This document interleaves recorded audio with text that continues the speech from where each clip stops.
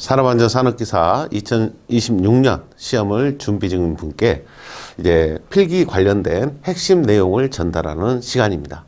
어떤 내용들을 핵심적으로 봐야 될 것인지, 어떤 것들이 시험에 출제될 수밖에 없는 건지, 이런 부분들을 여러분들이 좀 감을 좀 잡고 공부를 시작하시기를 바라는 마음으로 준비한 시간이 되겠습니다. 과목별로 1과목부터 이제 5과목까지 5가지 과목에 대해서 핵심 내용 정리하고 기출문제를 샘플 문제 10문제씩 25년 10문제, 24년 10문제 출제됐던 문제들을 소개하는 시간을 같이 가질 수 있도록 하겠습니다. 자, 먼저 핵심 내용 정리. 이 시간이 한 30분 정도 걸리겠죠. 이 1과목에 대한 내용 정리. 이걸 마치고 나서 이제 문제풀이 10문제씩을 두 강좌로 나눠서 진행을 할 수 있도록 하겠습니다. 먼저 핵심 내용 정리입니다. 자, 필기 빈출 내용을 이제 살펴볼 건데요. 이 필기 빈출 내용, 첫 번째 내용은 산업재해 예방, 계획, 수립입니다.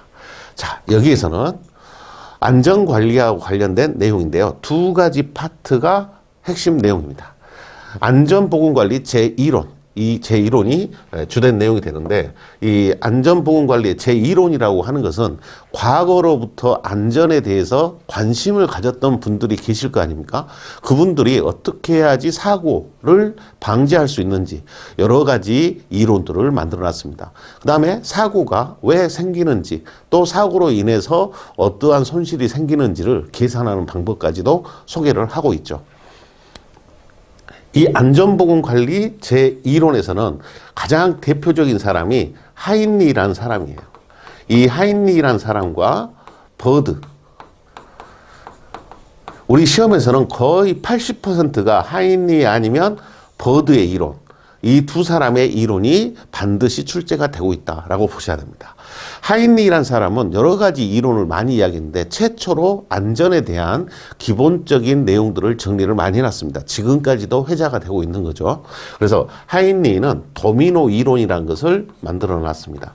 이 도미노 이론은 도미노가 뭔지 아시잖아요. 하나가 무너지기 시작하면 연쇄적인 붕괴가 일어나서 결국은 사고나 재해로 이어질 수 있다라고 내용이 하인리의 도미노 이론이라고 부르는 내용입니다. 이 버드는 이 하인리의 도미노 이론을 변형을 시켜서 신도미노 이론을 만들어 놓은 사람이죠. 그래서 사고 발생 5단계, 도미노 이론도 사고 발생 5단계를 이야기하고 있고 신도미노 이론도 5단계로서 이야기를 하고 있습니다. 그래서 각각의 이 5단계를 기억하는 게 가장 기본적인 내용이 될 것이고요.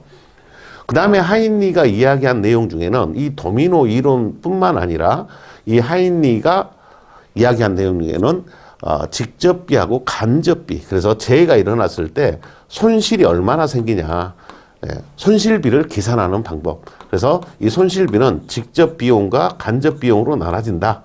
그래서 이 비율이 1대4의 비율을 갖고 있다라고 했습니다. 이 직접비라고 부르는 것은 우리가 산재보험에서 지급받는 비용을 말합니다.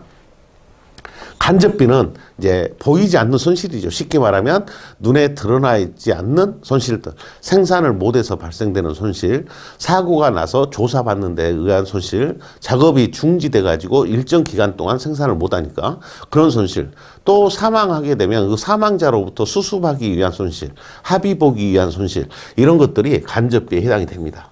그래서 산재보험에서 지급이 되는 비용을 1이라고 가정을 한다면 보이지 않는 손실이 4배가 된다. 이 직접비의 4배가 된다라고 해서 손실비를 계산을 해놓은 이 하인리의 재손실비 산정하는 식도 소개가 됐고요. 여러분들이 더 많이 알고 있는 게 뭐예요? 1대 29대 300의 법칙 있죠. 1대 29대 300. 1대 29대 300은 사망이나 중상해가 일어나기 위해서는 29건의 가벼운 상해가 일어나고 300건의 무상해가 발생이 됐을 것이다 라고 해서 이 하인리라는 사람은 산재보험회사에서 근무를 하던 분이기 때문에 이런 통계를 낼 수 있는 어떤 자료가 충분해서 이런 자료를, 이런 법칙을 만들어 놓지 않았나 이렇게 생각을 하고 있습니다. 이 하인리에 의해서 이제 버드라는 사람이 이 도미노 이론을 신도미노 이론으로 또 개정을 해서 소개도 했고요. 그 다음에 이 버드는 손실비도, 그 다음에 여기 나오는 재발생 비율 1대 29대 300이라는 법칙도 버드 이론으로 새로 만들었죠. 1대 10대 30대 600이라는 재발생 비율을 하인리를 약간 변형시켜서 네 가지로 구분을 했습니다. 이렇게 버드하고 하인리가 이야기해 놓은 내용이 많기 때문에 이 안전보건 관리에 있어서의 제1론에서는 하인리와 버드 이 두 사람의 이론을 여러분들이 절대 놓치고 가서는 안 되는 항목이다. 이렇게 말씀을 드릴 수 있겠습니다. 이 사람들 외에도 많이 있죠. 시몬즈라는 사람도 있고요. 시몬즈, 아담스라는 사람도 있어요. 아담스. 시몬즈나 아담스 이런 사람들도 안전과 관련된 기본적인 이론들을 소개한 사람으로서 시험에 종종 출제가 됩니다. 여러분들이 안전보건관리의 제1론을 공부하실 때 첫 번째로는 하인리, 그 다음 버드, 그 다음에 나머지 기타 학자들이 어떤 이야기를 했는가에 대해서 여러분들이 좀 챙겨보셔야 될 부분이다. 이렇게 말씀을 드리겠습니다. 그 다음에 두 번째, 재예방활동기법이라고 있는데요. 이 재예방활동기법은 여러분들이 이제 직장을 들어가면 많이 듣게 될 여러 가지 재예방활동을 하고 있습니다. 가장 대표적인 게 TBM이에요. TBM. 툴박스 미팅이라고 부르는 작업 전 실시하는 작업 전 안전점검 회의입니다. 작업 전 실시하는 안전점검 회의. 툴박스 미팅이라는 것을 실시를 하게 되고요. 그 다음에 또 위험성 평가도 합니다. 위험성 평가. 위험성 평가도 재예방 활동에 아주 중요하죠. 우리 시험에도 출제가 안 되기가 어려운 게 위험성 평가인데요. 이 위험성 평가도 최초평가, 정기평가, 수시평가, 상시평가 이렇게 네 가지의 평가로 구분이 되는데 어쨌든 이 위험성 평가는 현장에 있어서의 유해 위험 요인을 발굴을 해서 궁극적으로는 개선을 해서 사고가 날 위험을 없애자라는 취지로 위험성 평가라는 것을 하게 됩니다. 그래서 이 위험성 평가에 관련된 문제 나오면 여러분들이 반드시 챙겨 놓으셔야 될 부분이 되겠습니다. 그 다음에 터치 앤 콜이라고 있습니다. 터치 앤 콜 해서 작업자들끼리 이렇게 서로 엄지손가락을 서로 맞잡고 둥그렇게 원을 만들어서 오늘 작업에 있어서의 서로 피부가 맞닿으니까 서로 동질감을 느끼게 되고 또 상호 간에 신뢰성도 생기고요. 여러 가지 장점이 있습니다. 그래서 이 터치 앤 콜도 있고요. 그 다음에 여러분들이 많이 이렇게 일반적으로 일반 회사에도 많이 쓰죠. 예. 그래서 일반 회사에서도 많이 쓰는 브레인스토밍이라고 들어보셨죠? 브레인스토밍. 브레인스토밍 해서 브레인스토밍도 우리 재예방 활동의 한 기법으로 보고 있습니다. 브레인스토밍은 이제 다양한 아이디어를 얻기 위해서 실시하는 건데 우리 안전도 이제 아이디어가 필요한 시대입니다. 법적인 기준을 준수하는 것보다도 새로운 아이디어로 안전을 확보하기 위한 적절한 대책을 마련하는 게 중요하기 때문에 그렇습니다. 그 다음 재예방활동기법에 이제 재예방 4원칙이라는 게 있습니다. 재예방 4원칙. 재예방 4원칙도 재예방의 4원칙에서 예손 원대 예방 가능의 원칙, 손실 우연의 원칙, 손실 우연의 원칙, 그 다음에 원인 계기 원칙, 대책 선정의 원칙. 이러한 네 가지 원칙을 재예방의 4원칙이라고 이야기해서 이것도 누가 이야기했냐면 하인리가 이야기한 거예요. 결국은 하인리는 사고가 일어나는 원인도 이야기를 했고 사고가 일어났을 때 손실이 얼마나 생긴지도 이야기했고 사고가 일어나는 발생 비율도 이야기했고 또 재예방을 위해서 어떠한 원칙을 가져야 되는지에 대해서도 이야기를 한 거죠. 이래서 하인리가 이야기한 게 상당히 많아요. 그래서 이 재예방 활동 기법에서도 재예방 4원칙 또 재방지 사고 방지 5단계 사고 방지 5단계라는 것도 하인리가 이야기한 겁니다. 조사 분시시 이렇게 해서 이제 여러분들 기억하시게 될 건데요. 조사 분시시 사고 방지 5단계는 1단계가 조직을 만들어라요. 조직을 만든 다음에 사실을 확인해라. 그 다음에 분석을 해라. 그 다음에 시정책을 선정을 해라. 그 다음에 시정책을 적용해라. 그래서 첫자만 따서 조사, 분시, 시 이렇게 부르는 게 사고 방지 5단계입니다. 사고 방지 5단계. 이렇게 부르는 단계도 하인리가 이야기한 내용입니다. 결국은 하인리가 대부분 이야기하고 다 관련이 있다라고 보셔야 될 것 같고, 이 재예방 활동에 있어서의 브레인스토밍, 또 TBM 관련돼서 또 위험성 평가 이런 활동들에 대해서 상당히 중요하게 비중 있게 여러분들이 살펴보셔야 될 내용입니다. 이 내용이 너무 광범위하기 때문에 제가 다 기술하기는 힘들어요. 그런데 여러분들이 이런 내용이라도 하인리, 버드, 이 사람들 이론이 중요하구나. 그래서 하인리가 이야기한 거면 한 거라고 판단이 되면 전부 다 여러분들이 습득을 좀 해놓고 계셔야 된다. 그래야 이 안전관리에 대한 기본적인 내용을 습득할 수 있다라고 봅니다. 자, 다음 내용입니다. 두 번째로는 이제 안전보건관리 체제, 안전보건관리 조직 구성이 있습니다. 우리가 안전보건관리 조직은 크게 세 가지로 나옵니다. 라인형이 있고요. 라인형, 스텝형, 라인, 스텝형. 이 세 가지로 안전조직은 형태를 세 가지로 전통적으로 구분하고 있습니다. 그런데 이 세 가지 구분의 가장 기본적인 것은 여기는 주로 소규모 사업장이에요. 소규모 사업장이고 여기는 중규모, 여기는 대규모 사업장일 때는 반대로 했네요. 죄송합니다. 자, 라인형이 있고요. 스텝 있고요. 라인, 스텝, 혼합형이 있는데 이 세 가지가 여기가 소규모, 주로 이제 100인 미만입니다. 100인 미만 사업장. 스텝형일 때는 중규모 사업장. 그래서 100에서 500명. 라인 스텝 혼합형은 대규모 사업장으로서 500명 이상. 500명 이상인 사업장에서는 라인 스텝 혼합형을 갖습니다. 우리 시험에서는 여기에는 라인형, 스텝형, 라인 스텝 혼합형 이 세 가지 조직의 차이점이 뭔지, 장단점이 뭔지 이걸 물어볼 수 있습니다. 그래서 이 세 가지 조직에 대해서 여러분들 공부를 해 놓으셔야 되고요. 그 다음에 산업안전보건위원회 운영을 하라 그랬어요. 이 산업안전보건위원회는 일반적인 유해위험 업종이면 유해위험 업종일 때는 이 산업안전보건위원회를 구성을 하게끔 돼 있는데, 이 유해위험 업종이면 50인 이상 사업장이면 산업안전보건위원회를 구성하게끔 돼 있습니다. 자, 산업안전보건위원회를 구성을 할 때는 이제 위원회니까 사용자위원과 근로자위원, 사용자위원과 근로자 측, 사업주 측과 근로자 측 위원이 동수로 위원회를 구성을 해야 됩니다. 그래서 이 위원회를 구성을 해서 이 위원회에 참여할 사람들을 정한 다음에 그 다음에 이 위원회를 분기마다 1회 이상 위원회를 열어야 됩니다. 분기마다. 그러면 사용자 측에 있는 사람은 누구누구가 있어요. 근로자 측에 있는 사람은 누구누구가 있어요. 이런 내용들을 우리 시험에서는 물어봅니다. 그래서 사용자 측에 있는 사람들은 주로 관리자들이잖아요.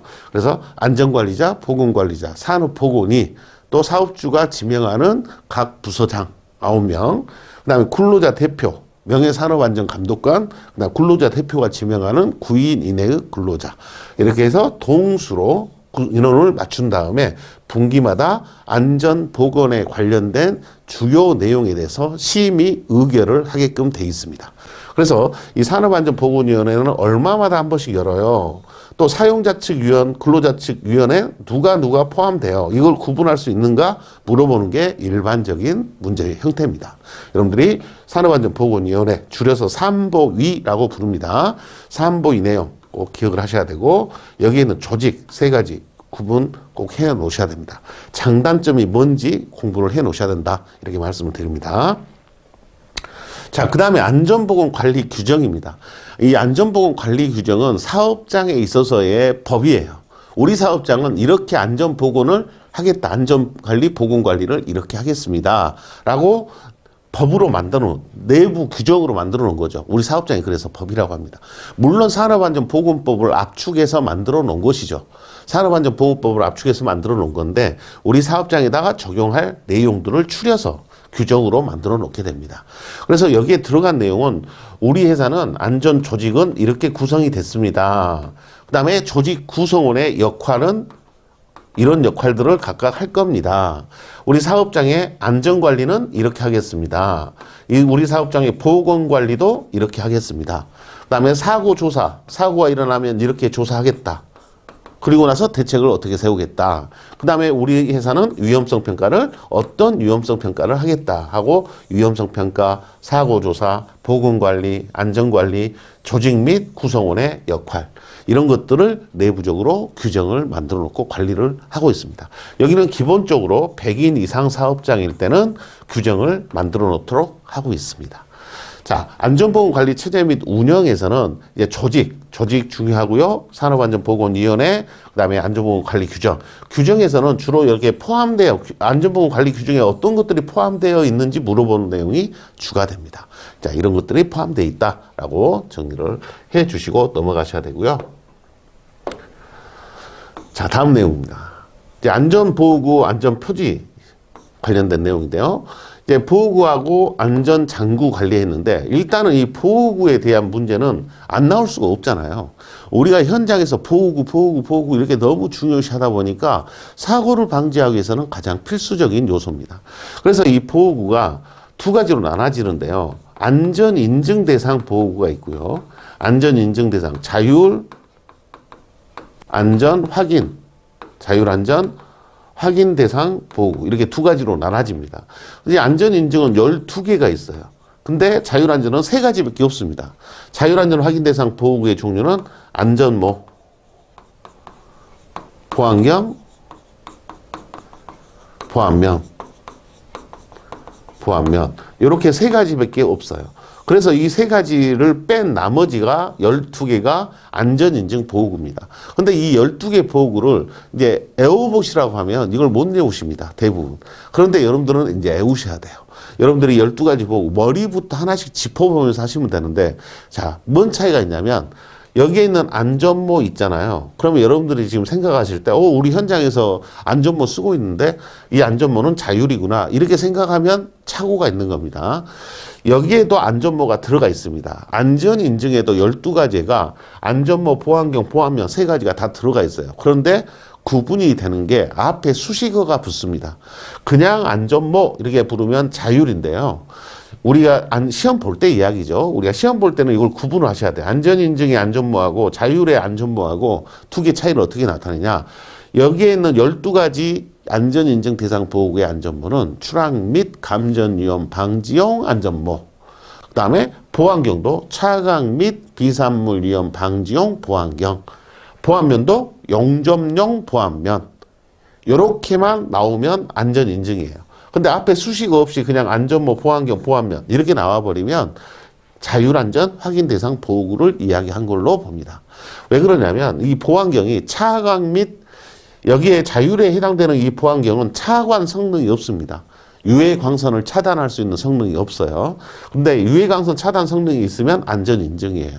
그 다음에 보안면도 용접용 보안면만 안전인증에 포함이 된다. 이런 의미입니다. 그래서 12가지 보호구하고 자율안전 확인 대상 보호구 이 2가지 구분을 해 놓으셔야 되고, 자, 이것을 구분하는 것은 기본적인 종류까지를 포함합니다. 그래서 우리가 뭐 기막의 종류가 EP-1, EP-2, 머프에서 EM 이렇게 3가지로 구분되고, 또 안전모도 A2형, AB2형, 또 여러분들이 알고 계시는 AB2형, A2형 이렇게 종류가 나눠지잖아요. 그러니까 이 안전모도 AB형, A2형, AB2형 이렇게 3가지로 나눠지는 것은 여기에 있는 안전인증 보호구예요. 안전모가 아니라, 자율이 아니라. 그래서 안전모, 추락 및 감전 위험 방지용 안전모도 종류가 뭐 있는지, 그 다음에 이 말의 의미가 뭔지 알아야죠. A는 낙하비례, B는 추락, E는 감전이에요. 그러니까 낙하비례, 추락, 감전에 대해서 보호 성능이 있는 보호구를 안전모라고 부른다. 이렇게 여러분들이 이 기호의 의미까지도 공부를 하셔야 돼요. 다시 말하면 여러분들이 산업안전 자격증을 취득했을 때 현장에서 안전관리 하셔야 되죠. 그런데 이 작업자한테 어떤 보호구를 줘야 될지는 대략은 알아요.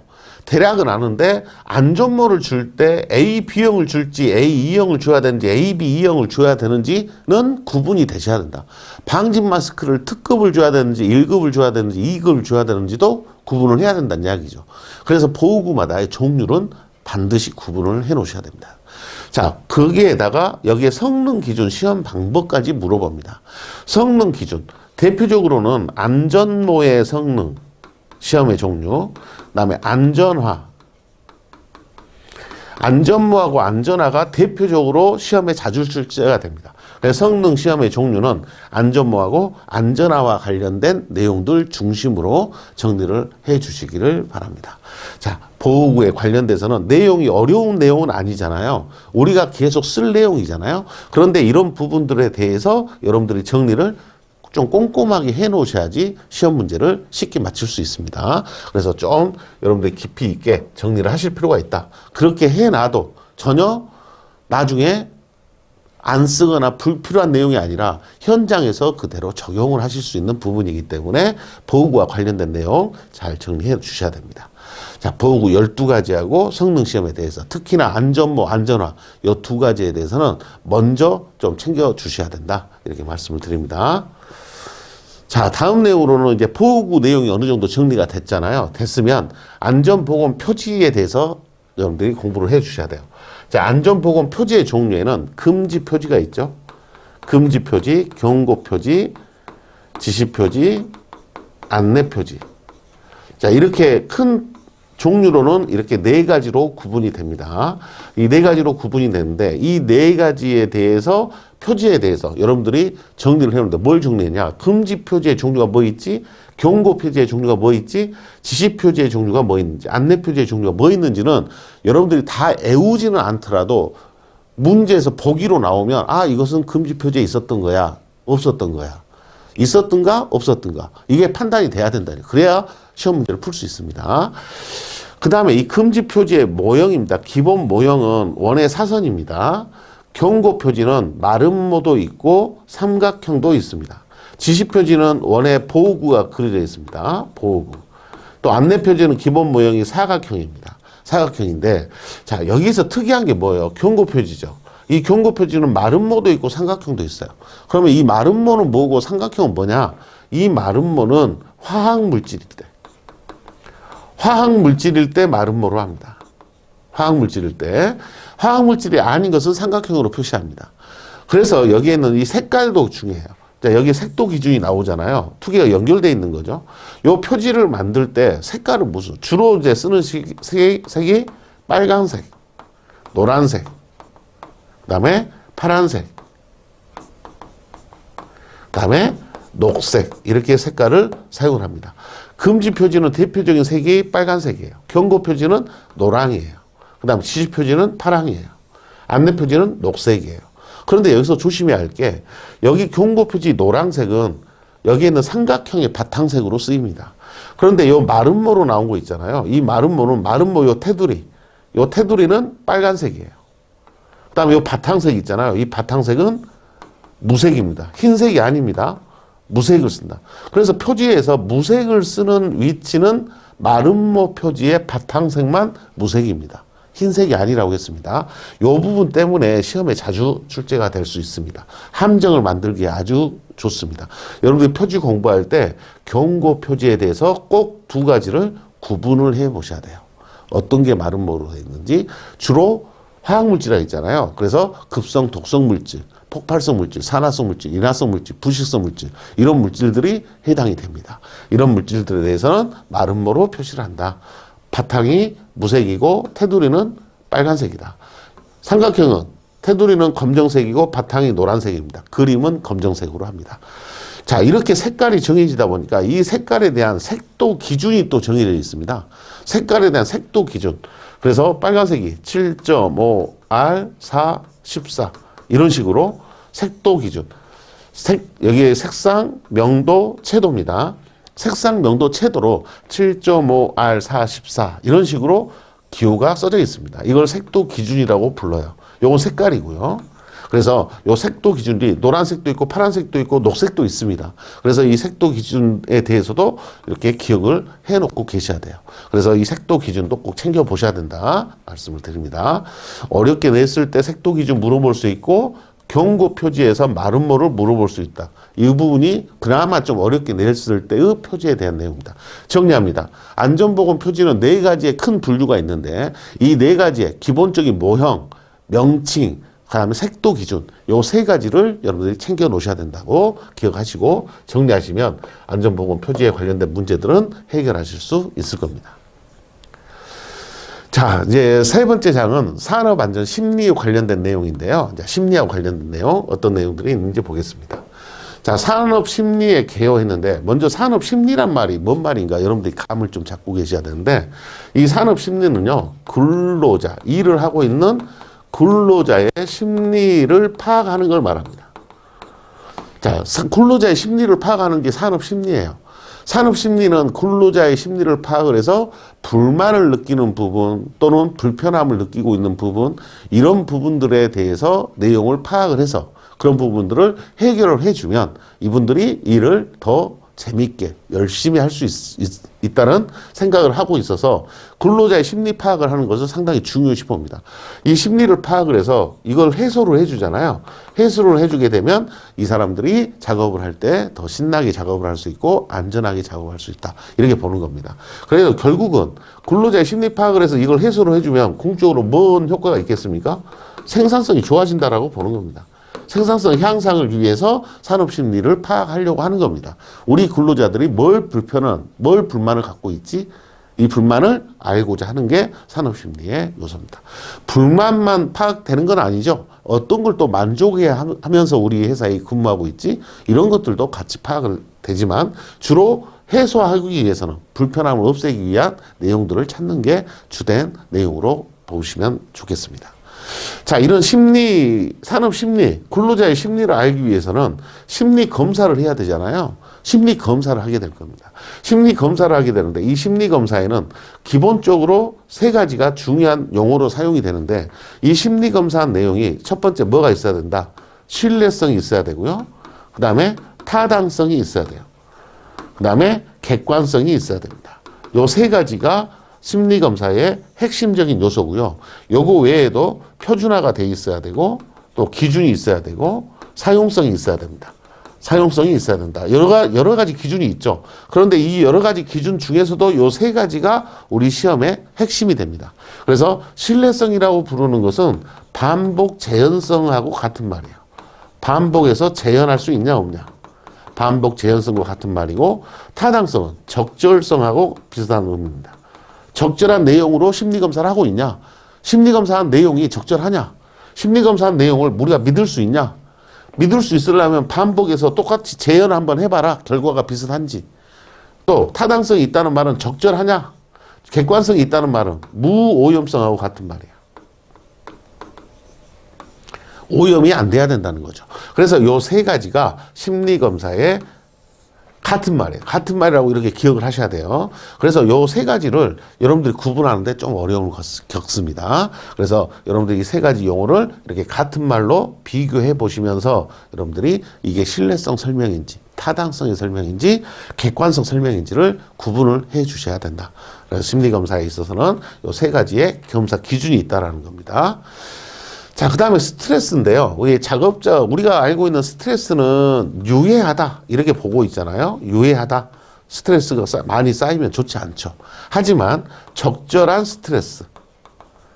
네, 조건을 거는 거죠. 적절한 스트레스는 실수를 줄입니다. 인간이 실수하는 것을 줄이고요. 실수를 줄이니까 당연히 작업의 집중도가 높아지죠. 집중도가 높아집니다. 적절한 스트레스를 주었을 때는 오히려 생산성이 좋아진다라는 이야기입니다. 그래서 스트레스라고 해서 무조건 나쁜 취지로 이해를 하지 않았으면 좋겠다라는 취지입니다. 시험 문제 낸 사람이 그걸 노리니까요. 스트레스 하면 안 좋게 생각할 거야. 그러니까 우리가 보기를 이렇게 주면 스트레스는 안 좋은 쪽으로 생각할 거야. 그렇게 문제를 낼 거란 이야기죠. 근데 적절한 스트레스는 항상 부정적이다. 이렇게 말하면 잘못된 말이죠. 적절한 스트레스는 오히려 도움이 되는, 장점이 되는 요소도 있다라는 거, 그렇게 이해를 해달라는 취지로 이야기를 드리는 겁니다. 자, 스트레스까지 했어요. 근데 산업심리와 심리검사는 심리검사 기준, 이 심리검사 기준, 신뢰성, 타당성, 객관성, 요 세 가지가 가장 중요하네요. 자, 다음 내용입니다. 인간의 특성과 안전과의 관계입니다. 자, 여기서는 산업안전 심리의 5요소가 있습니다. 자, 여기서는 5요소가 있는데 5요소. 안전심리 5요소라고 부릅니다. 동기, 기질, 감정, 습성, 습관. 이 안전심리잖아요. 산업 안전심리. 이 안전을 하려고 내 마음속에 안전이 자리 잡기 위해서는 먼저 동기가 있어야 돼요. 자, 어떤 동기가 있을까요? 내 옆에 동료가 어제 작업하다가 다쳤어요. 자, 그걸 보게 되면 아, 저렇게 다칠 수도 있구나. 우리가 항상 하는 작업인데 이 작업이 사고로 내 동료가 나도 다칠 수 있겠다 라고 생각한다. 동기가 있어야 되고요. 자, 안전하게 작업해야 되겠다. 이렇게 동기가 돼야 되고, 그게 그 사람 개개인마다의 기질이라는 게 있잖아요. 기질. 그 기질에 의해서 감정으로 남게 됩니다. 기질과 감정에 영향을 받아요. 기질과 감정에 의해서 복받치는 감정을 느껴서 동료가 다쳐가지고 또는 사망하거나 이랬을 때는 감정이 복받칠 거 아니에요. 그러니까 동기하고 기질과 감정, 이 세 가지가 사고가 났을 때의 느끼는 것들이에요. 그걸 통해서 내가 얼마나 이게 강화됐냐, 강하게 자극을 받았냐에 따라 습성이 생깁니다. 이제 나도 작업할 때 다칠 수 있기 때문에 이렇게 안전하게 해야 되겠다라고 습성을 갖게 되고요. 이게 시간이 지나서 반복되면 습관이 됩니다. 그러면 이게 이제 무슨 습관이 돼요? 안전 습관이 되는 거예요. 안전 습관. 이 안전 습관이 너도 갖고 우리 동료가 다 갖게 되면 그게 문화가 되는 겁니다. 그걸 우리가 안전 문화 이렇게 부르는 거죠. 그래서 안전심리 5요소, 이 5가지는 기본적으로 기억을 하셔야 되겠고요. 그 다음에 사람이 실수를 하면서 착시나 착오 때문에 사고로 이어집니다. 그래서 이 착오라는 거, 우리가 이 착오라는 것을 영어로 쓸 때는 미스테이크 이렇게 부릅니다. 미스테이크 이렇게 부르는데, 이 착오라는 말의 의미가 뭐냐? 내가 착오가 있었습니다 라고 이야기하는 거. 이 미스테이크라는 말은 원래 전달하려고 하는 진짜 의도, 진의를 오해를 한 겁니다. 진의를 오해한 거예요. 자, 제가 가장 많이 쓰는 예로는, 야, 친구야, 광주로 와. 이렇게 이야기했어요. 친구야, 광주로 와 했는데 나는 전라도 광주로 오라고 했는데 친구는 경기도 광주로 알아먹었어요. 내가 경기도다 전라도다 말을 안 했잖아요. 친구야, 광주로 와 이렇게 했더니 친구는 나는 전라도 광주로 오라고 했는데 친구는 받아들일 때 경기도 광주로 알아먹었다는 이야기죠. 그렇게 돼버리면 내 진의를 오해를 한 거죠. 그래서 친구는 경기도 광주로 가버렸어요. 그럼 실수가 일어난 거잖아요. 그런데 진의를 이렇게 오해한 것은 미스테이크 이렇게 부르고요. 그 다음에 슬립이라는 용어가 있습니다. 이 슬립이라는 용어는 진의를 오해하지는 않았어요. 오해하지 않은 겁니다. 내가 전라도 광주로 가려고 했는데 실수로 도로를 잘못 타가지고 다른 곳으로 가버렸어요. 그러면 그건 실수단 이야기죠. 슬립을 실수라고 부릅니다. 자, 이 2가지 용어를 구분하셔야 됩니다. 우리가 일반적으로 쓸 때는 이 미스테이크를 구분 안 하고 쓰잖아요. 구분 안 하고 쓰는데 우리 안전 시험에서는 이 2가지 구분하셔야 됩니다. 미스테이크하고 슬립. 이것도 반복적으로 출제가 되고 있다. 그 다음에 착시 현상을 소개를 합니다. 착시 현상은 이제 기본적으로 가장 많이 보는 게 이런 것들이죠. 자, 이렇게 사선을 그어보면 서로 다르게 보이는 거. 그 다음에 화살표를 이렇게 붙인 거하고 화살표를 이렇게 붙인 거하고 요게 더 길어 보이는 거. 이런 것들이 우리가 일반적으로 말하는 착시 이렇게 부릅니다. 자, 이 착시를 발견한 사람이 뮬러예요, 뮬러. 그래서 뮬러의 착시. 요걸 구분한 사람이 졸러예요, 졸러라는 사람. 그래서 졸러의 착시. 이렇게 부릅니다. 그러면 이 착시 그림이 시험 문제에 나온다는 것은 누구 물어보려고 하는 거예요? 이 착시를 발견한 사람을 물어보려고 하는 거예요. 그러면 착시가 이 2개만이냐? 아니죠. 이 착시를 발견한 사람들은 여러 사람이 있어요. 아주 많은 사람들이 있죠. 근데 우리 시험에서 일반적으로 나오는 게 졸러, 그 다음에 뮬러, 그 다음에 포겐도르프. 포겐도르프의 착시는 요선이 뭐하고 일치하냐, 이렇게 평행선을 사이에 두고 요선이 뭔 선과 일치하냐, 이걸 또 사람들이 착각을 많이 한더라. 착시 현상이 일어나더라 하는 이야기죠. 그래서 이렇게 이야기하는 이 착시를 포겐도르프 자, 착시가 이렇게 여러 사람들의 착시가 소개가 됩니다. 여러분들 내용에다 이렇게 착시가 나오면 이 그림하고 그 학자 이름하고 같이 이렇게 기억을 해 주셔야 됩니다. 예, 여기 이 사람들 외에도 몇 가지 착시가 더 있습니다. 여러분들이 그런 것들을 좀 챙겨 주시면 좋겠고요. 자, 기본적으로는 여기에서는 요 5요소, 그 다음에 여기에 미스테이크하고 슬립하고 구분하는 거, 요 두 가지가 아주 중요한 요소가 되겠습니다. 자, 이런 부분들 좀 챙겨 주시길 바랍니다. 인간의 행동과학 4장입니다. 인간의 행동과학에서는 조직과 인간 행동에서 인간관계의 메커니즘 이렇게 했습니다. 우리가 인간관계를 맺을 때는 마음속의 관계잖아요. 마음속에 인간관계가 있지. 그걸 내색한 사람들 별로 없죠. 근데 마음속으로 서로 대립하는 관계가 있고요. 협력하는 관계가 있어요. 대립할 수도 있고 협력할 수도 있어요. 협력. 대립한다는 말은 이제 경쟁한다는 의미입니다. 서로 경쟁을 한다는 의미예요. 경쟁 관계가 있고 협력 관계가 있죠. 이 두 가지가 가장 대표적인 관계입니다. 그래서 인간관계를 어떻게 할 것이냐에 대한 내용이고요. 인간의 일반적인 행동 특성에 보면 인간은 어떤 특성을 가지냐. 첫 번째가 간결성의 원리를 갖습니다. 간결성의 원리. 왠지 내가 어떤 일을 하는데 이 일이 상당히 복잡한 과정을 거쳐야 돼요. 근데 이 복잡한 과정이 싫은 거죠. 그러면 내가 임의로 판단해서 필요 없다고 판단되는 과정을 생략을 하잖아요. 그걸 간결성의 원리라고 부릅니다. 근데 이 간결성의 원리를 왜 이 인간의 행동 특성에서 우리 안전에서 이야기를 하냐. 이 간결성의 원리는 뭐를 생략한다는 이야기예요. 일반적으로. 안전을 생략합니다. 작업을 할 때 안전조치 하는 것을 귀찮으니까 생략해버린다는 얘기예요. 작업을 빨리 하기 위해서. 그래서 이 안전을 생략해버리니까 간결성의 원리를 우리 안전에서는 좋은 원리로 보지 않는다는 겁니다. 그 다음에 주위에 일점 집중 현상이 생깁니다. 주위에 일점 집중 현상. 자, 이 주위에 일점 집중 현상은 갑작스런 사태를 목격했을 때 사람이 멍해져 버리는 현상입니다. 멍해지는 현상. 그래서 이것을 주위에 일점 집중 현상이다 이렇게 부르니까 한 곳에 집중한 거니까 좋은 거다라고 오해를 하더라는 이야기죠. 일점 집중 현상은 멍해지는 현상입니다. 너무 한 곳에 과몰입된 겁니다. 과몰입 상태입니다. 과몰입 상태. 그래서 우리 안전에서는 이런 주위에 일점 집중 현상이 생기지 않도록 하기 위해서 반복 훈련을 하는 거죠. 현장에서는 반복 훈련을 합니다.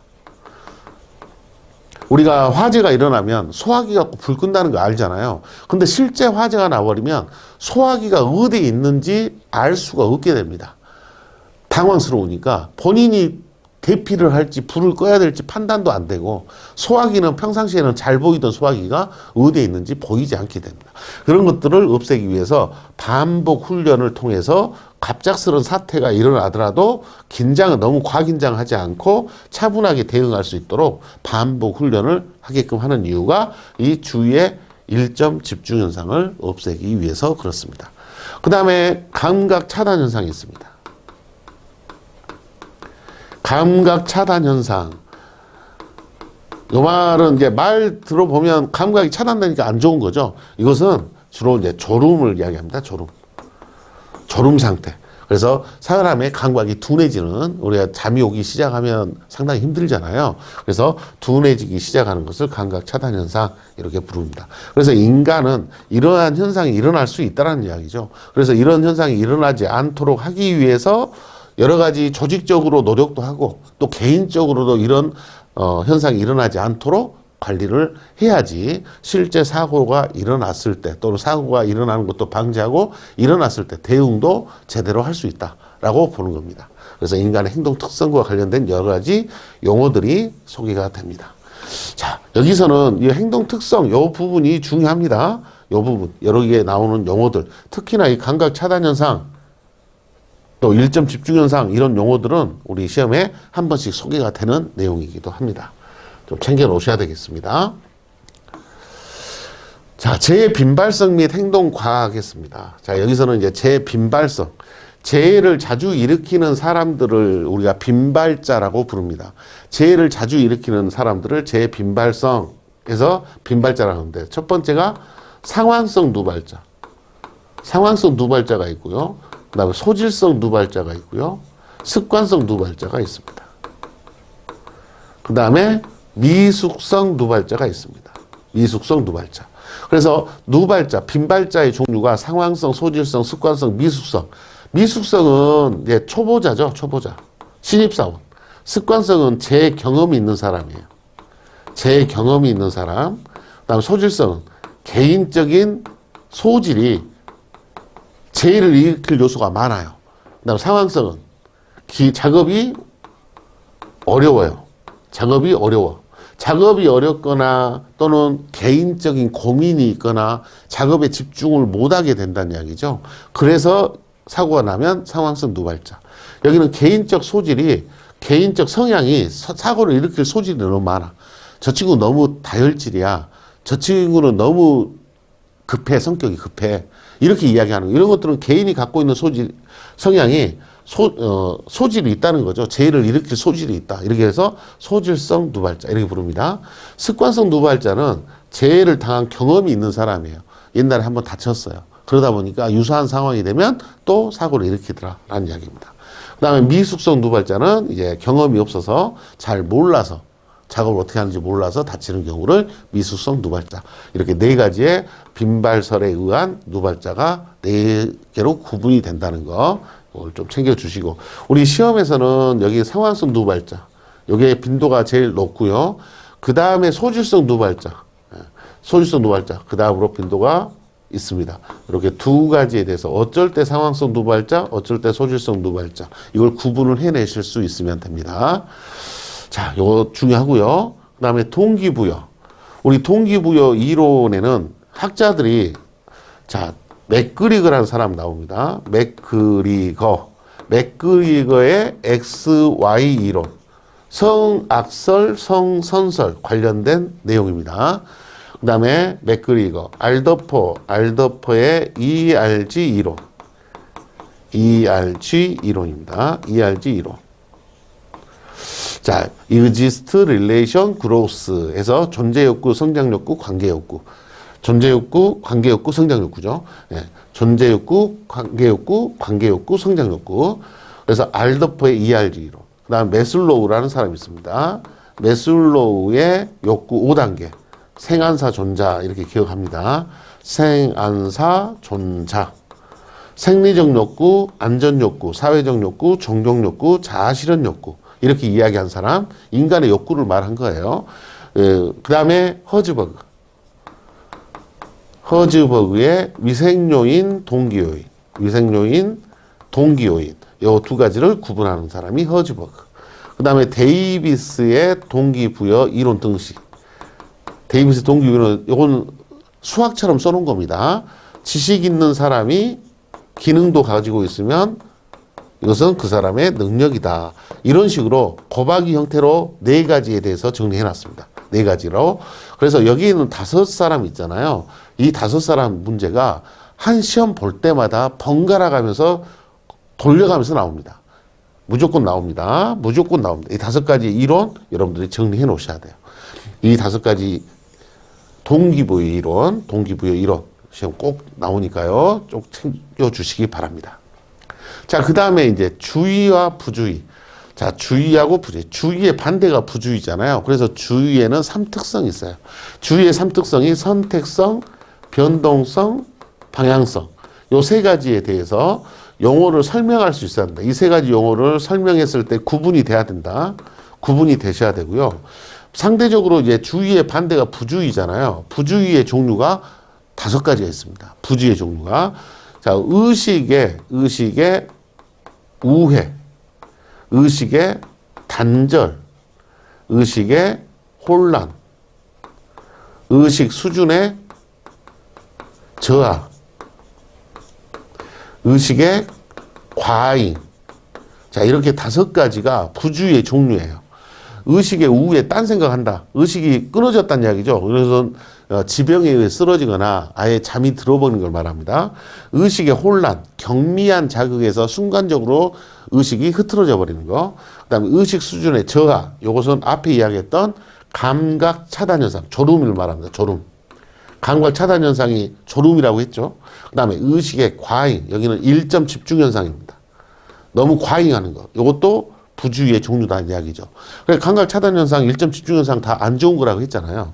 부주의의 종류에 포함이 된다. 이렇게 정리를 해 주시면 됩니다. 자, 주의하고 부주의. 둘 다 시험에 잘 나옵니다. 그래서 지금 여기에 2절에 나와 있는 제빈발성 행동과학에서 빈발성, 동기부여, 주의와 부주의 요 세 가지가 다 중요하다. 그 중에서 하나만 꼽은다 그러면 동기부여는 제가 무조건 나옵니다. 5사람의 이론이 번갈아 가면서 나오기 때문에 그렇게 볼 수 있고, 그 다음으로는 주의, 그 다음으로 빈발성 이렇게 보시면 될 것 같습니다. 2번 제일 빈도가 높고 그 다음에 3번, 그 다음에 1번 내용이 되겠습니다. 하지만 다 알아놓으시는 것을 권장합니다. 이 세 가지가 다 중요하다. 자, 다음 내용입니다. 다음은 집단관리의 리더십에서 리더십의 유형, 리더십과 헤드십 이 두 가지 구분하는 건데요. 이 두 가지 다 중요한데 다 시험에 나올 수 있는 건데 이 리더십과 헤드십을 구분하는 문제, 이 구분하는 문제가 주가 되는 것 같습니다. 자, 리더하고 헤드를 먼저 구분해야 되는데 리더하고 헤드십 이 구분을 먼저 어떻게 구분하냐. 가장 첫 번째 구분하는 게 우리 시험에서도 답으로 제일 많이 나오는 게 있어요. 부하 직원과의 사회적 간격이 넓냐 좁냐. 자, 부하 직원과의 사회적 간격이 리더는 좁다, 헤더십은 넓다. 이렇게 구분해야 됩니다. 사회적 간격이 좁다는 말은 부하 직원과 리더는 친밀하다는 이야기고, 헤드는 넓다고 있잖아요. 친밀하지 않은 겁니다. 그러면 리더하고 헤드의 의미는 어떤 의미냐. 리더는 우리 구성원 중에서 승진을 해가지고 우리 팀장, 리더가 된 겁니다. 그런데 헤더는 외부에서 모르는 사람이 우리 부서의 팀장으로 온 겁니다. 그러니까 부하 직원과 친하지 않겠죠. 그래서 사회적 간격이 넓다라고 이야기합니다. 그러면 이제 성향이 어찌겠어요? 헤더십은 밑에 직원들을 모르는 상태에서 팀장으로 왔기 때문에 약간은 권위주의적 관리를 하겠죠. 권위주의적인 성향이 있고요. 그 다음에 뭘 중심으로 하냐면 성과를 중심으로 관리를 합니다. 자, 그러면 상대적으로 리더십은 민주적으로 운영을 하려고 하고요. 그 다음에 성과보다는 인간관계를 중요시합니다. 인간관계. 부하 직원과의 인간관계를 중요시한다. 이런 차이점이 있는 거죠. 그래서 리더십과 헤드십 구분하는 거, 가장 중요한 것은 시험에서는 이것이 가장 잘못돼서 기술돼서 찾아낼 수 있는지 물어본다라는 거 챙겨주셔야 되고요. 리더십의 유형은요, 일반적으로는 민주주의적 리더십, 그 다음에 권위주의적 리더십, 그 다음에 자유방임적 리더십, 이렇게 세 가지로 구분을 합니다. 그래서 요것과 관련된 문제는 이제 시험에서 뭐 빈도가 높지는 않기 때문에 일반적으로 이렇게 구분한다, 이렇게 보시면 될 것 같고요. 리더하고 헤더하고 요 차이점을 알고 있는지 물어보는 문제가 더 빈도가 높다, 이렇게 말씀을 드리겠습니다. 정리를 좀 해주시고요. 생체리듬과 피로입니다. 이제 피로에 측정했는데요. 우리가 이 피로를 측정할 때는 먼저 뭘 생각을 해야 되냐면 이게 육체적인 피로냐 정신적 피로냐, 이걸 구분을 먼저 해야 돼요. 그래서 시험 문제도 정신적 피로인지 육체적 피로인지 이걸 구분을 할 수 있는지 물어봐요. 그럼 육체적 피로는 몸을 쓴 거잖아요. 그러니까 EMG, 이걸 근전도라고 부릅니다. EMG. 이 근전도를 통해서 근육이 얼마나 뭉쳤는지를 알아보잖아요.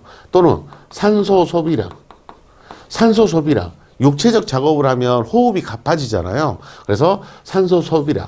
그 다음에 RMR이라는 게 에너지 대사율입니다. 에너지 대사율, 얼마나 내가 에너지를 많이 생성을 하고 썼는지, 소모했는지, 에너지 대사율, 이런 것들이 육체적 작업과 관련이 있는 내용이에요. 그 다음에 정신적 작업에 종사하는 근로자도 피로가 오죠. 그래서 정신적 작업에 GSR, 그 다음에 플리커 테스트,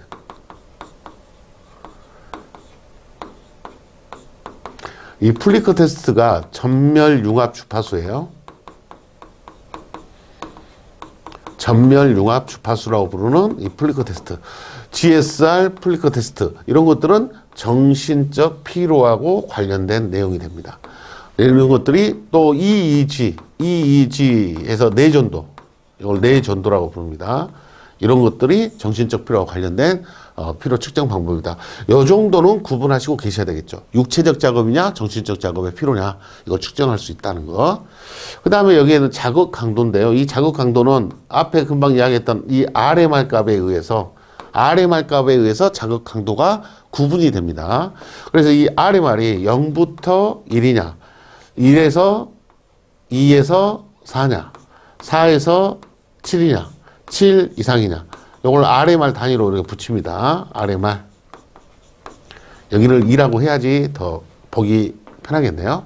0부터 2 RMR 2에서 4 RMR 4에서 7 RMR 7 RMR 이상 이렇게 해서 구분합니다. 그러면 여기에 있는 이 작업은 가장 RMR 값이 에너지 대사율이 작잖아요. 그래서 일반적으로 경작업 이렇게 부릅니다. 경작업. 여기에는 가운데 중자를 써서 중작업. 여기는 무거울 중자를 써서 무거울 중자 써서 중작업. 7 이상은 초중작업. 초중작업에서 결국은 요것은 기계화해야 됩니다. 기계화. 사람한테 작업을 시키면 적절하지 않다. 그래서 7 RMR 이상은 기계화를 권장을 합니다. 그래서 RMR에 따라서 작업 강도가 구분이 된다는 거 이야기하는 거고요. 그 다음에 생체 리듬이 있습니다. 바이오 리듬. 우리가 바이오 리듬. 자, PSI입니다. 피지컬, 육체적 리듬이에요. 센티메탈, 많이 들어보시죠? 감성적 리듬이에요. 그 다음에 인텔리, 지성적 리듬이에요. 그래서 얘가 주기가 23일, 28일, 33일입니다. 여기다 플러스 5씩 하면 됩니다. 플러스 5씩 하면 되니까 PSI 순서대로 기억하시고 육체적 리듬이 주기가 23일. 거기다 5일 더한다, 5일 더한다. 이렇게 하면 주기까지 같이 기억할 수 있죠. 자, 요거 중요합니다. 자, 바이오 리듬에 있는 주기, 요 주기 잘 챙겨 주셔야 되고 피로 측정 방법 잘 챙겨 주셔야 됩니다. 요 두 가지는 꼭 챙겨 주시길 바랍니다. 그 다음에 위험일이라는 것은 이 바이오 리듬에서 이 바이오 리듬이 주기가 23일, 28일, 33일 여기 주기가 왔다 갔다 할 거 아니에요. 그랬을 때 이렇게 플러스에서 마이너스로 넘어가는 점, 마이너스에서 플러스로 넘어가는 점, 이런 점들이 위험일이에요. 이런 점들을 위험일이라고 부릅니다. 그러면 위험일이란 말의 의미는 오늘이 요게 육체적 리듬이에요. 육체적 리듬이 오늘 플러스에서 마이너스로 넘어가요. 그런데 오늘이 딱 그날이에요. 요 경계면에 넘어가는 날이에요. 그러면 얘가 위험일이에요. 그럼 육체적 컨디션이 안 좋다라는 이야기입니다. 이건 다 통계적인 이야기입니다. 만약 이게 S 리듬이에요. S 리듬은 오늘 감성적 리듬이 오늘 좀 우울하다는 이야기입니다.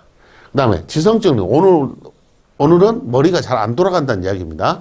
그런 식으로 보시는데 이 위험일을 우리가 보는 이유는 각 리듬이 주기가 다 다르니까 일치하지 않겠죠. 일치하지 않은데 어쩌다가 막 보면 이 세 가지 리듬이 올라가고 내려가고 하면서 한 날에 이 세 가지 리듬이 플러스에서 마이너스로 마이너스 플러스로 다 만나더란 이야기죠. 세 가지 리듬이 다 이렇게 만나는 날이 있더라. 그 날이 진짜 위험일이다. 그래서 실제로 자살률이 약 5배에서 6배까지 높아지는 이유가 바이오 리듬이 이 세 가지 리듬이 다 위험일일 때 이때 자살률이 높다고 합니다. 그래서 우리 현장에서도 이 바이오 리듬을 반영을 해가지고 현장에서의 위험 작업일 때는 오늘 바이오 리듬이 안 좋으신 분들은 예외를 시켜주기도 하죠. 이런 것들이 현장에서 사용이 됐었던 시기가 있습니다. 자, 여기에서는 자, 피로의 측정 방법 요거 중요하고요. 그 다음에 생체 리듬, 바이오 리듬 요거 중요합니다. 주기 잘 챙겨 놓으셔야 됩니다. 주기 23, 28, 33일 이거 잘 챙겨 놓으시면 될 것 같습니다. 자, 다음은 이제 안전보건 교육입니다. 자, 안전보건 교육에서는 어떤 내용들이 주가 되냐면 첫 번째는 학습 지도 이론입니다. 이 학습 지도 이론에는 개별화의 원리가 있고요. 개별화의 원리, 그 다음에 통합의 원리, 또 자발성의 원리, 그 다음에 뭐 사회화의 원리, 이런 것들이 있고 그 외에 목적의 원리, 직관의 원리 이런 것들이 있습니다.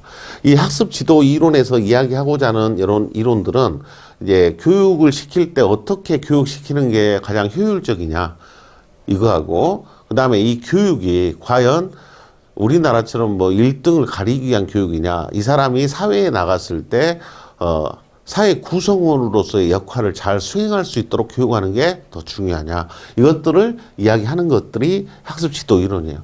실제로는 우리나라는 경쟁이 너무 이게 일반화돼 있잖아요. 그런데 실제로는 사회 구성원으로서의 역할을 할 수 있도록 하는 게 더 중요하다는 이야기죠.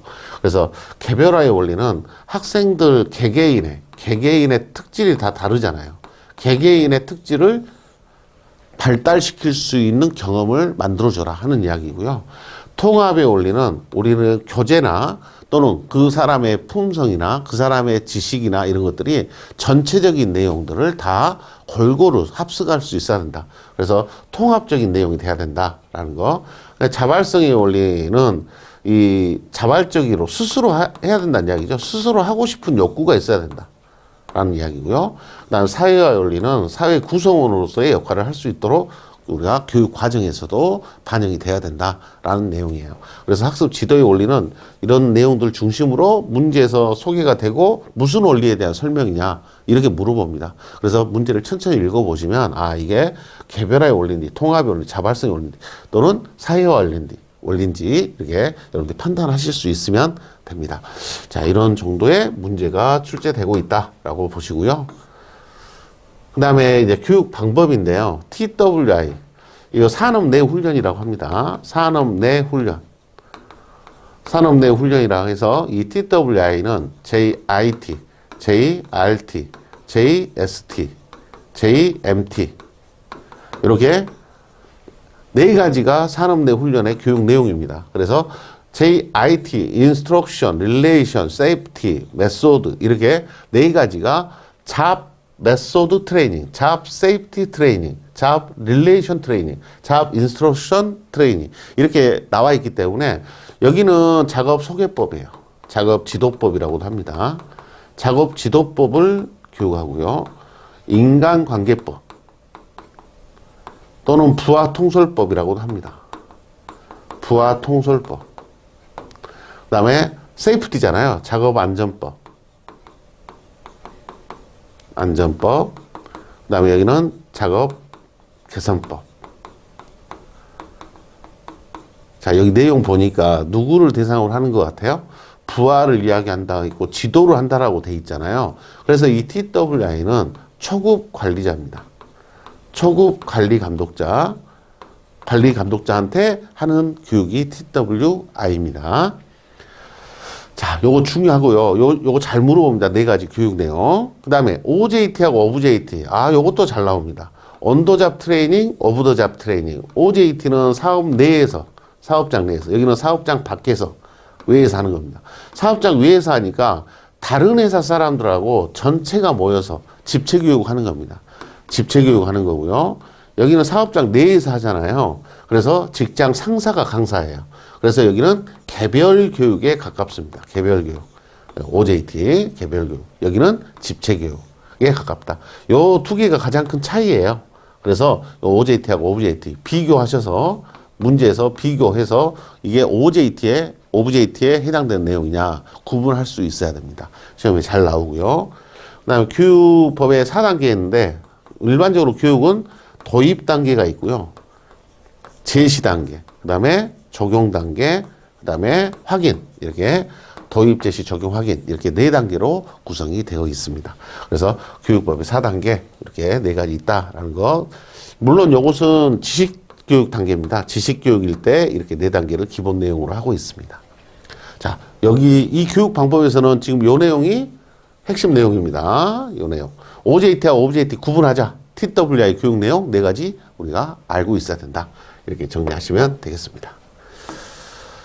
다음은 교육 실시 방법입니다. 이 교육 실시 방법에는 강의법과 토의법 이 두 가지를 구분하는 게 주가 됩니다. 이제 강의법은 기본적으로 다수를 대상으로 하죠. 여기는 소수를 대상으로 합니다. 그래서 내용상 강의법과 토의법 구분한 내용은 어렵진 않아요. 여러분들이 토의하면서 교육하는 거하고 강의하는 것은 기본적인 차이는 여기는 기본적인 지식이 없는 상태일 때, 그러니까 이제 초보자들일 때. 근데 여기는 어느 정도 지식이 있는 상태의 사람들하고 교육을 할 때는 토의가 가능하잖아요. 이 차이가 가장 큰 차이다. 이렇게 보시면 될 것 같아요. 그 다음에 실연법은 실제 연기해 보는 겁니다. 내가 실제 연기를 해보면서 내 행동에 작업 방법에 어떤 문제가 있는지를 지적을 해달라는 이야기고요. 그다음 프로그램 학습법은 수준별로 학습이 가능합니다. 개별적으로. 나한테 맞는 수준으로 학습을 진행할 수 있도록 단계가 구분이 되어 있습니다. 그래서 거기다가 이제 강사한테 질의응답을 할 수 있고요. 그다음에 모의법은 실제 상황과 유사하게 현장을 만들어 놓고 교육하는 겁니다. 시뮬레이션. 그래서 현장과 유사한 형태의 현장 모습을 그대로 구성을 해서 교육을 하는 게 시뮬레이션법. 그래서 모의법 이렇게 부릅니다. 이런 교육들이 있다는 거. 그래서 교육의 종류 물어볼 수 있습니다. 한 번 정도는 여러분들이 시험 한 문제 정도는 출제된다. 이렇게 기억하시는 게 좋겠습니다. 자, 법상안전보건교육입니다. 이제 여기에서는 이 법상안전교육 법으로 정해진 거잖아요. 그러니까 시험에서 출제하기에 가장 좋은 게 요 내용이에요. 첫 번째 뭐 물어보겠어요? 교육 시간 어느 정도 돼요? 교육 시간 몇 시간인지 아세요? 이거 물어보고요. 그 다음 교육 내용 어떻게 되는지 아세요? 하고 내용 물어봅니다. 이때 시간, 이때 뭔 교육 내용, 그 다음에 이때 관리감독자 시간, 어떤 내용, 이런 식으로 정리를 합니다. 그래서 여러분들이 시간과 내용, 우리 법에 나와 있는 표가 여러분들 교재에 주어졌을 거예요. 그것을 여러분들이 정확하게 구분을 해서 이야기할 수 있어야 됩니다. 그래서 시간과 내용 이것들 중심으로 근로자 정기교육, 관리감독자 정기교육, 채용시하고 작업 내용 변경시는 교육 내용이 똑같아요. 시간은 다릅니다. 시간은 다르는데 내용은 똑같고요. 그다음에 특별교육 40기 작업이 있어요.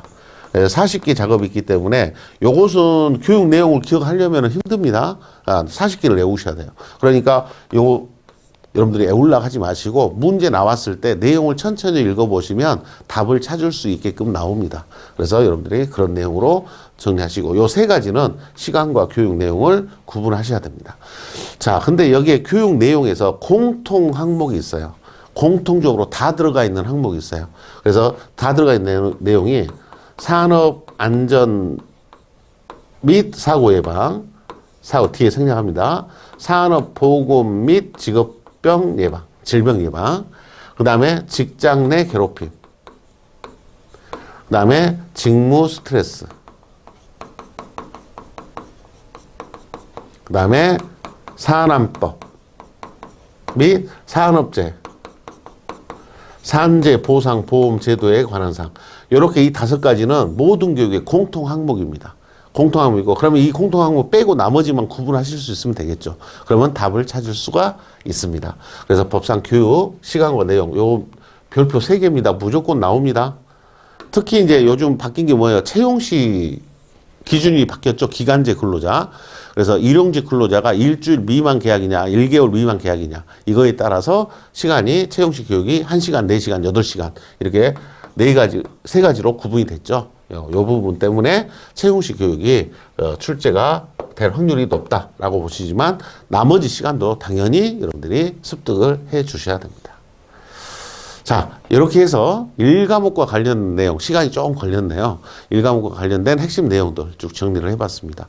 우리가 내용적으로 정리해본 내용만 해도 뭐 20가지가 넘죠. 그런데 실제 시험은 여기에서도 또 벗어난 내용도 실제로는 출제가 될 수 있습니다. 그래서 여러분들 문제를 풀고 내용을 어느 정도 습득을 한 다음에 문제를 풀어가는 식으로 이렇게 진행하다 보면 그 범위 안에 다 들어오지 않을까 싶습니다.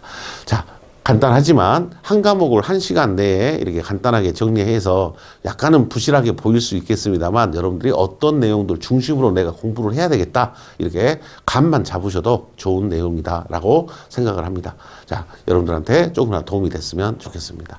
자, 1과목 핵심 내용 정리 여기서 마치겠습니다. 수고하셨습니다.